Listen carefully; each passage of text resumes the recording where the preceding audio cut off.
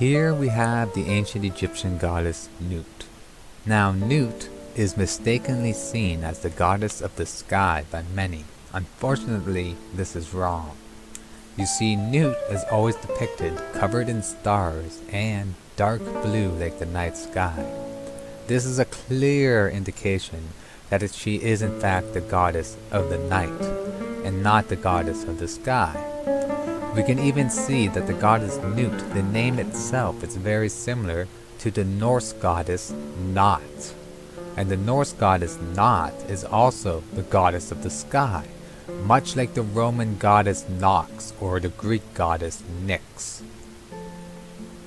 So here we see a complete mistake being made by Egyptologists when they try to claim that this is in fact a sky goddess, when it's very much not the case. She is the goddess of the night, much like her Greek, Roman, and Norse counterparts.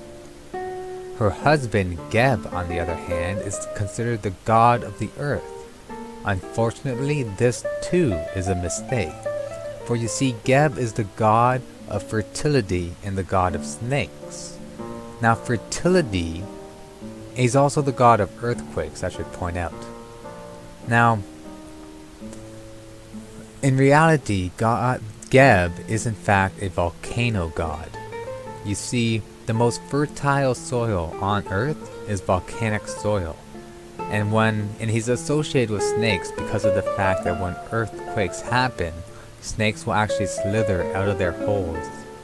And snakes are very sensitive to earthquakes, seen as they crawl on the ground as they're on their bellies, sensing the vibrations of the earth.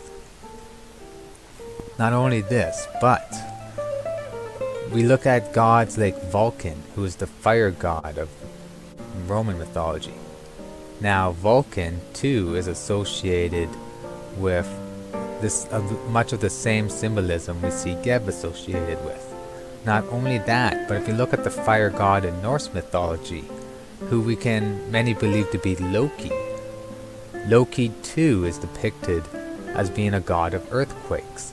As punishment, the other gods tied Loki underneath the earth, and they put a venomous snake above his head, and every time the snake's venom poured or dripped onto the head of Loki, he would shake in his chains, causing the earth to shake.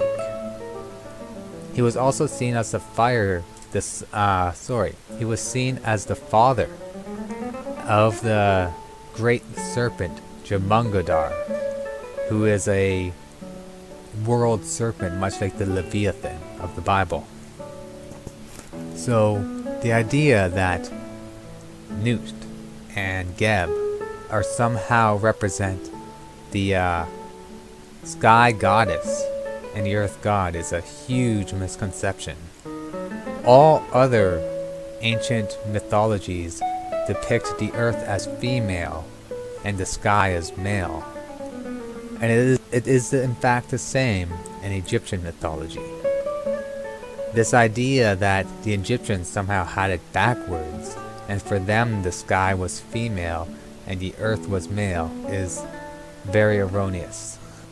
The fact is, we're dealing with the goddess of the night and her husband, the volcano god.